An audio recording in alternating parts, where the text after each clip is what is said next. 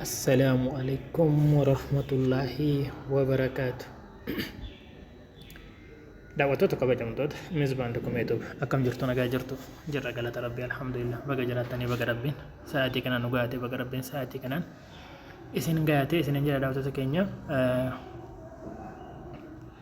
Meeshaan kun meeshaa baay'ee bareedduu fi meeshaa haala miidhagduu taate meeshaa obboleettii kiyyaa qabadee dhufee jira jechuudha. Daawwattoota keenya isin immoo akka seentan share like subscribe gochuu hin dagatinaa isin jira daawwattoota keenya. Maaliif subscribein nun fayyadaa jechuudha. Akka seentaniin subscribe nu godhaa isin jira daawwattoota keenya, like godhaa share godhaa isin jedha. Akkas isin jira daawwattoota keenya. Meeshaan kun meeshaa Fatiyaati gara Harar deemaa jechuudha daawwattoota keenya. Meeshaa gara Harar geessinoodha jechuudha daawwattoota keenya. Qomsaatinii qabdi, algaa qabdi, biffee qabdi, direesingii qabdi jechuudha. Firaasha meeshota hundaa qabdi. Kaameraa keessatti isin agarsiisa jechuudha daawwattoota keenya. Meeshaa hedduu jaalladhe jechuudha daawwattoota keenya. Duraan dursaatti dhugaa dubbachuudhaaf meeshaa hedduu ani irraa gammadee jechuudha. Obboleettiin tiyyaallee ilaaltee akka isin irraa gammaddu abdii qabaa jechuudha daawwattoota keenya. Kanaaf qomsaatinii kan akkasiin argitan kan abbaa barree afurii qabdi.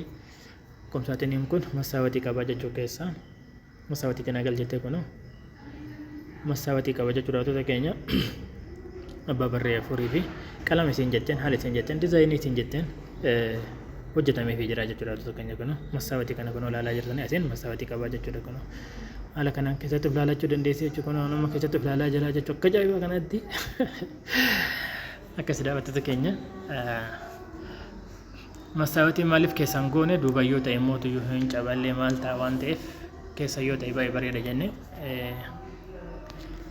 keessan godhee jechuudha daawwattoota keenya. Kanaaf akkana fakkaata. Qomsaatiniin kun amma yeroo ammaa meeshaan akkuma beektan dabalee jira jechuudha. Qarshii 48,000 hojjetamaa jira jechuudha daawwattoota keenya. Direesingii qabdi jechuudha kun daawwattoota keenya. Direesingii bareedu tan dhugaa rabbii teessoo qabdi kun teessoo sana argitan kana teessoo kana maashaallah akkatti haala kanaan teessanii waan barbaadan direesingii kana gubbarratti meeshaas keessaa fudhattanii uf miidhagsuu dandeessanii jechuudha. Warri asitti uf miidhagsu immoo dubartoota fakkaata baay'inaan jechuudha. Dubartootatu haala kanaan taa'ee waan tokko tokko kan didibatu dubartoota. Dhiirti mootuu dhaabbatee uffatuma jirate bicha maachuuf godhaa jechuudha daawwattoota keenya. Kanaaf direesingiin kun qarshii 20,000 hojjetamee fi jira daawwattoota keenya. Direesingii baay'ee bareedduu fi haalaan bareedduu taate jechuudha daawwattoota keenya. Kanaaf algaa qabdi jechuudha. Algaan kun meetirka 50dha jechuudha daawwattoota keenya. Meetirka 50 algaa baay'ee bareedduu taate. Dizaayinii kana immoo yeroo hedduu dizaayinii nu biratti beekamaa ta'e jechuudha daawwattoota keenya. Yeroo hedduu nuti biratti hojjannee viidiyoo hedduu keessatti dizaayinii kana nu biratti argitanii jiran jechuudha daawwattoota keenya. Dizaayinii baay'ee bareedduudha jechuudha daawwattoota keenya. Kanaaf hedduu jaallannee jechuudha. Algaan kun qarshii 46,000 hojjannee fi jira jechuudha daawwattoota keenya. Algaa baay'ee bareedu. Leezeriin tunillee duraan gurraacha ture. Leezerii adii baay'ee bareedu taate tan itti goonee fi jira jechuudha. Maaliif gurraacha irraa gubbaan gurraacha iddoon yoo adii ta'e baay'ee bareeda dhugaa dubbachuudhaaf. Wallaahi wanti caala kaameraa caala qaamaaf gaafa bira gaan hedduu bareedaa jechuudha. Komfortii qabdi jechuudha. Komfortii kanas komfortii hedduu an jaalladhedha jechuudha. Komfortiin kun amma qarshii 13,000 galee jira guyyarraa dabalaa jechuudha. Firaasha qabdi. Firaashni kun firaasha baay'ee tokkoffaa ta'e jechuudha. Firaasha 17,000 bitataa turre amma 19,000 gara 20,000 deemaa jira jechuudha. Dammanya waan ta'eef 19,000 bitaa jira jechuudha daawwattoota keenya. Kanaaf isin akka seentanii share like subscribe gochuu hin danda'inaa hin dagatinaa isin jira daawwattoota keenya. Kun komodiinoon isillee haala kanaan komodiinoo gamaa gamanaa qabdi jechuudha daawwattoota keenya. Dhugaa baay'ee bareedaa jechuudha daawwattoota keenya. Warri lakkoofsa keenya barbaadan duwwaa 927 duwwaa 927 heloo jechuu hin dagatinaa. Yeroo baay'ee lakkoofsa keenya taampiraan irra isinii kenna waan ta'eef achirraalee argachuu dandeessanii jechuudha. Biffee abbaa sadii qabdi jechuudha. Meeshaa kana wajjin obboleettiin teenya Fatiyaan jechuudha daawwattoota keenya. Biffee kanas kun haala kanaan dizaayinii isiin filattee nutti ergite hojjetamee fi qophaa'ee jira jechuudha daawwattoota keenya. Asumaan makiinaaleen dhufee dhaabbataa jira jechuudha daawwattoota keenya. Makiinaa kanas yeroo feenu lafa irra bitin inshaallah isin agarsiisaa jechuudha daawwattoota keenya. Kanaaf biffeen tun immootuyyuu qarshii 40,000 hojjetamtee fi jirti jechuudha daawwattoota keenya.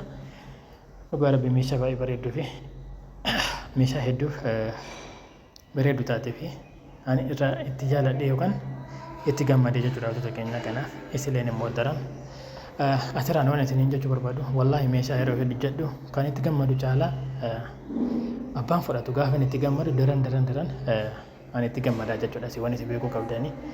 Kanaaf kun asirraan immoo firaashaan argitan firaasha baay'ee bareedu taate tana qabdii jechuudha wantoota keenya filannoo isiitiin. Firaashni kunis firaasha boondii diitii jechuudha wantoota keenya. Firaasha boondii diitii kana immoo iyyuu duraan 5,500 bitaa turre amma qarshii 9,200 galee jira jechuudha. Firaashni bichaan jechuudha wantoota keenya baay'ee tokkoffaa fi baay'ee bareedudha jechuudha wantoota keenya. Filannoo isiin filatteef akkanatti hojjetamee jira jechuudha wantoota keenya. Dakkaayaa qabdii, beebii tiraasii qabdii jechuudha. Mana ofii akkasiin argitan meeshaa akkasiin argitan kanaan dhugaa rabbi wanni manaaf barbaachisu meeshaan tokkoon hin hafne jechuu danda'a jechuudha wantoota keenya. Meeshaa baay'ee bareeda kana mana ofiitti galfattee jirti jechuudha obboleettiin teenya qaaliin jechuudha. Maggaarrajaan kun maachii kan balbalaatii fi kabarree jira jechuudha wantoota keenya. Maggaarrajaa barreetii fi kan maskootii maachii firaasha wajjin kan ta'e talabattee jirti jechuudha wantoota keenya. Kanaaf rabbiin immoo nama nagayaan itti fayyadamu nama fayyaa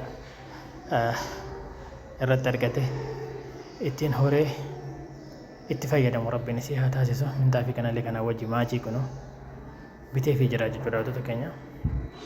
Mintaa fi kun sa'aatii ammaa kanatti qarshii 9,500 galee jira jechuudha wantoota keenya. Meeshaan hedduu dabalaa jira jechuudha wantoota keenya. Asirraan feermuusa qabdii, biradistii qabdii jechuudha. Rakabootii qabdii, masoobii qabdii jechuudha. Masoobiin kun amma sa'aatii ammaa kana qarshii 5,000 galee jira jechuudha wantoota keenya. Masoobii buddeena masoobii baay'ee bareeda ta'e jechuudha wantoota keenya. Akkanaan isiniin jedha wantoota keenya. Warri meeshaa barbaadan lakkoofsa keenya taappinaan ijaa fudhattanii nu bilbiluu dandeessanii jechuudha. Heloo jechuu dandeessanii jechuudha wantoota keenya.